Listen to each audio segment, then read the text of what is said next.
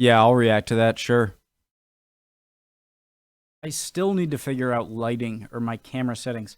But I swear, like when it's dark in the room, it looks light on the camera. But when it's pretty light in the room, now it looks dark. And it's strange. My name's Connor. Hey, ship video, preemptive like, history hit, awesome channel. My name's Connor. Did I just say that? My name's Connor. I like to learn about things.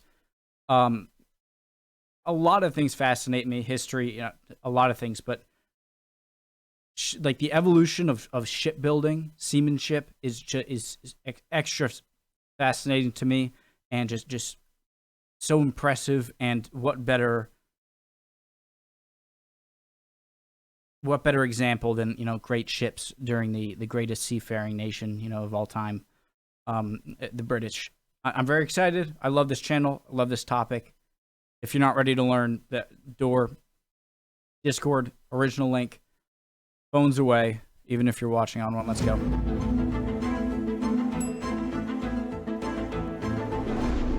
Built in 1869 as the British Empire continued its rapid expansion across the globe, the Cutty Sark was one of the last and fastest clipper ships to be constructed in the Victorian era.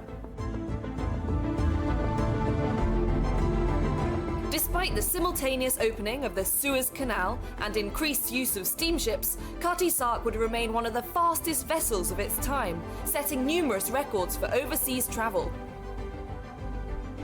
And today, I've been given exclusive access to the famous Tea Clipper, as well as an opportunity to climb over 70 feet high up her rigging. That is tall. That is a big boat ship. Fastest ship of its day.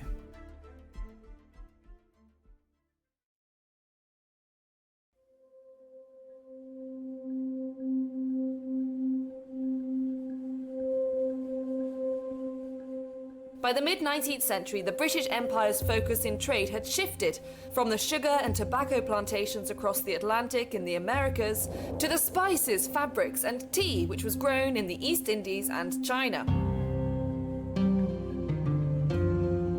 It was mainly the transportation of tea that Cutty Sark was designed for, a seasonal trade of high-value cargo from China to London.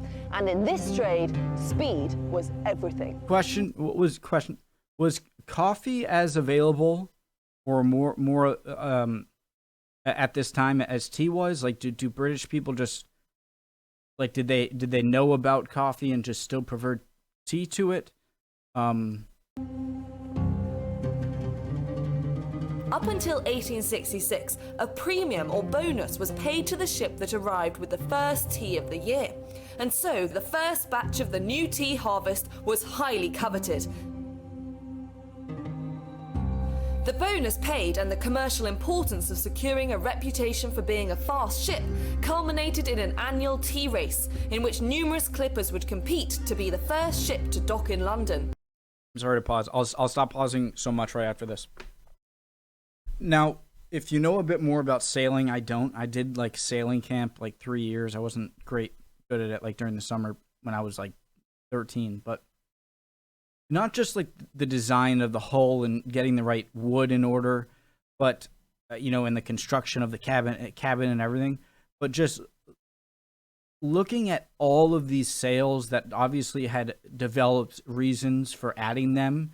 People over time, oh, it'd be nice to build this and this, and seeing one at, you know, Victorian era Great British Navy is just like how long and how many generations had to go into figuring out all this rigging and knowing like where to put these sails to get this, you know? And it's almost a shame at that, you know, the iron steel hull, you know, metal hulls of today obviously are better, superior, but it's just, it seems like this was the peak time of the sailing ships, you know, and it's just it amazes me. I'll stop. The annual tea race was a Victorian sensation. In 1866, in what became known as the Great Tea Race, the ship's progress was reported by telegraph and could be followed in the papers. Huge bets were laid on the outcome. The stakes were high, and so was the attention to detail when it came to designing and constructing the tea clipper ships. As you go below the Cutty Sark, the first thing you'll notice is the long, narrow, refined hull shape and this extremely sharp clipper bow that could cut through the water at speeds of 17.5 knots, which is roughly 20 miles an hour. But That looks like a steel okay. What is even more spectacular lies above deck.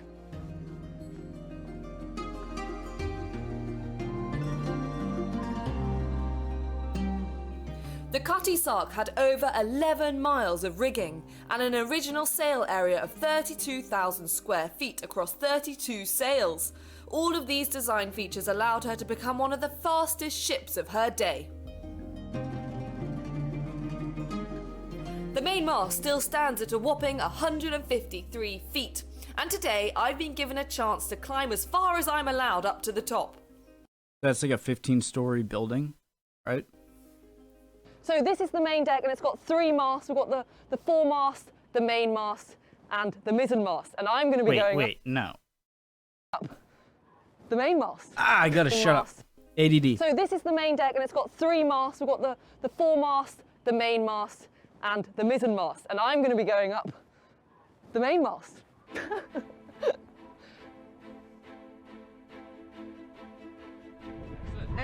So this is it. Off I go. Just like a lad. Where am I going? Up. All the way up. Just don't stop. Okay. Right. So the sections going across are the ratlins, and these are where you put your feet. And the sections, the verticals, these are called shrouds, and that's where you're supposed to grip on with your hands. Is that like tightly round rope with like tar or oil or something coating it, or what, did they say what it was made out of? Now in movies you always see them kind of scurrying up really speedy, but actually they're quite big gaps and it's quite difficult.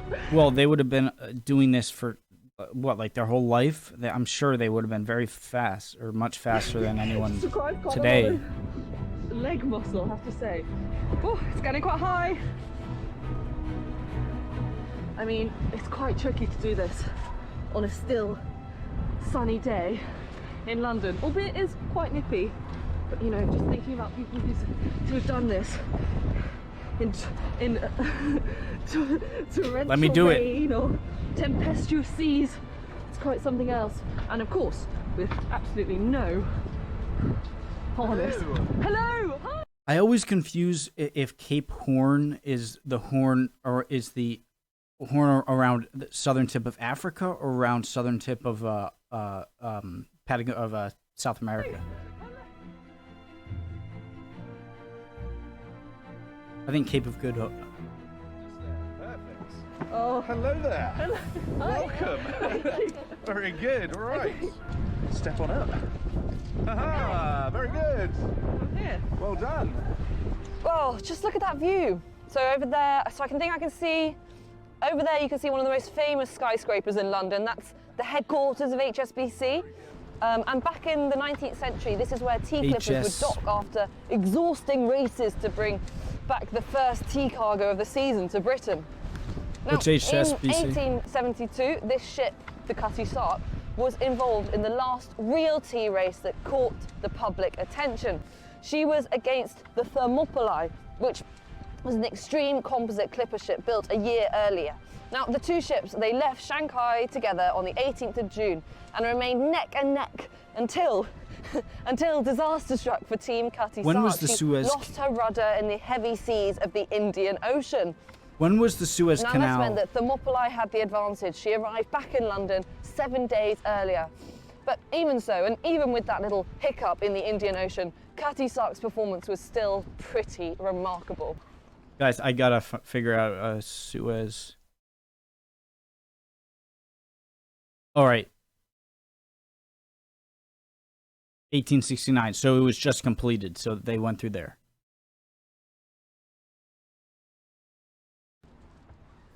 But just as I pondered the astonishing achievement, disaster struck. Okay. Okay. Storm. Oh no.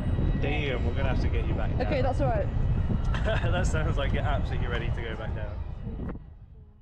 I thought she was going to the And top. just like that, my dreams of reaching the top of the mast were crushed. However, Cutty Sark had actually been devastated by a fire in 2007, and so the crew were understandably eager to get me off by whatever means necessary. Yeah. It's off. Okay. Brilliant.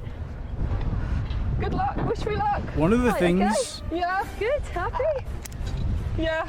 I'm really happy. One of the big things I want to know. Just dive yourself over All right. that beam there. Okay. Right, we're going after the main beam. All right. Nicely done. As she's doing this Mission Impossible thing. Down I come, down the Cutty Sark. Nice to meet you. I'm sure I'll see you down there. See you down there. Wonder how. Oh, it's going slow. Similar to my experience of climbing I gotta ask it.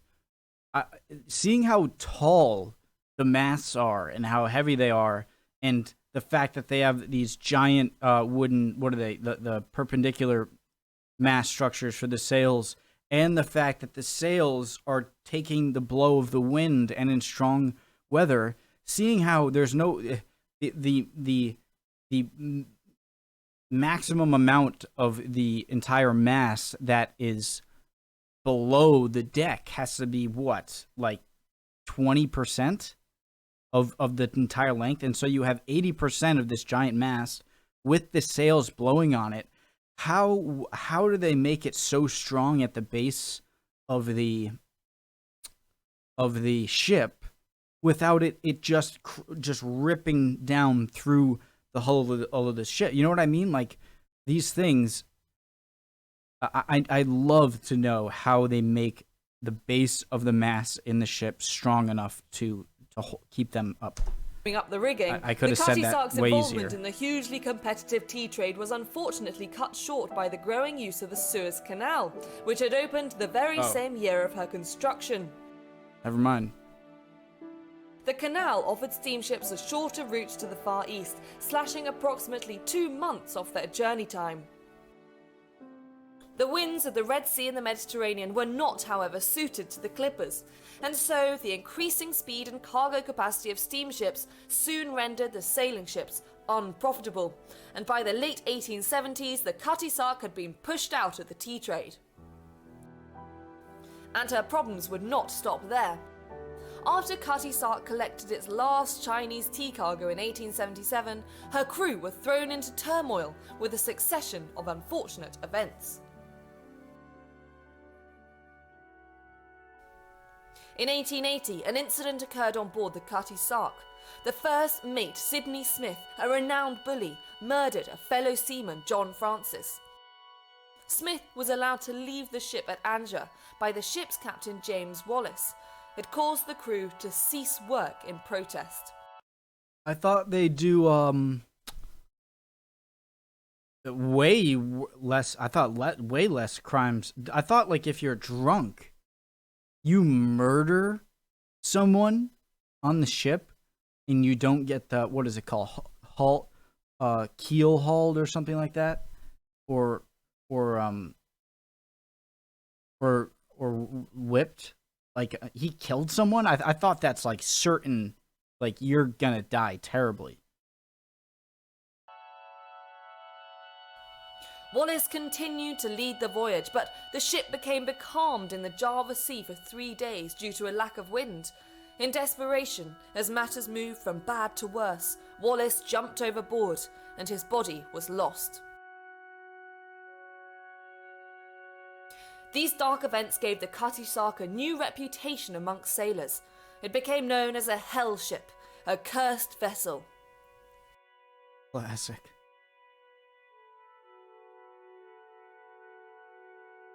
Despite Ooh, I'd imagine that a lot of the ropes might be for exactly that reason.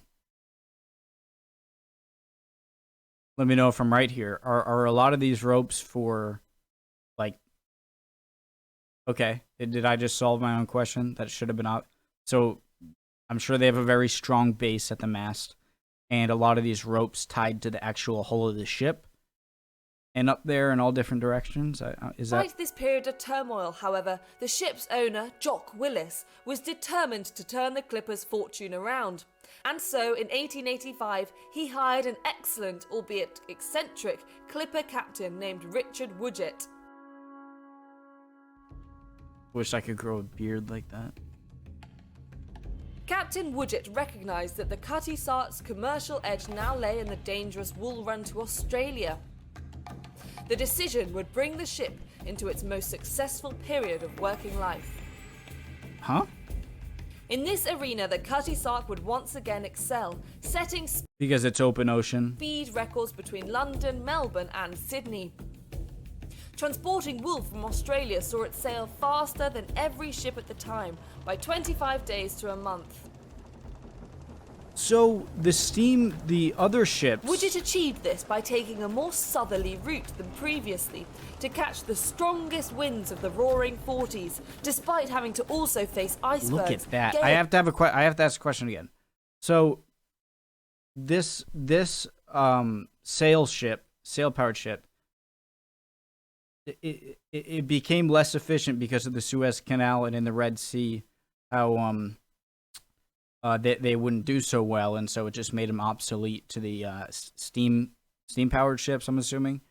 And so in open ocean, is it because the steamships don't actually travel as fast as the wooden ship, the sailed ships, wind powered ships, or is it because like the fuel cost is goes into the steamships, whereas the sail power it's wind is driving it? So I'm wondering exactly why they're so much better in open ocean with wind.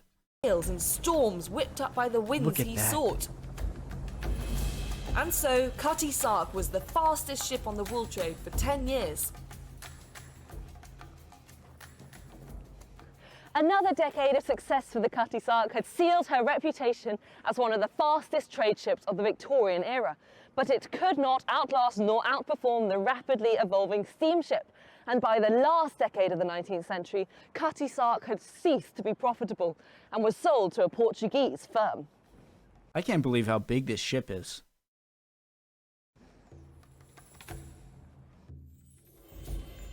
During this period, Cutty Sark was renamed Ferreira and was used as a cargo ship, transporting goods between Portugal and its empire. She would survive a world war unscathed, but the ship suffered damage during particularly bad weather and as a result was converted into a sailing ship. The retired captain Wilfred Dowman became determined to buy the ship. He was so determined, in fact, that he offered to pay a price of £3,750, more than what the ship was worth even in 1895.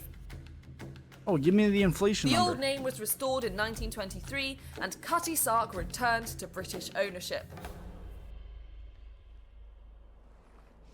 30 years later, she was towed here to Greenwich, where she has remained ever since. And she's been opened twice by the Queen, first in 1957 and then in 2012. She has survived world wars and fires, and now with public support along with the Heritage Lottery Fund, she remains one of the only 3 original clipper ships from the 19th century, in part or whole, that still exists, and it can still be visited by the public today. Ships from the 19th century, in part, she remains one of the only 3 original clipper ships from the 19th century, in part or whole, that still exists, and it can still be visited by the public today. Where do I get my ticket?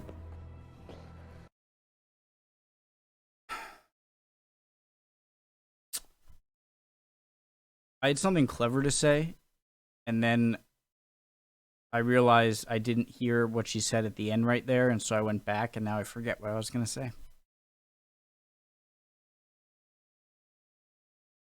I love this stuff. I wish there was a video I could find where it's like, I don't know how, I feel like it'd be such a great topic, like that goes through the evolution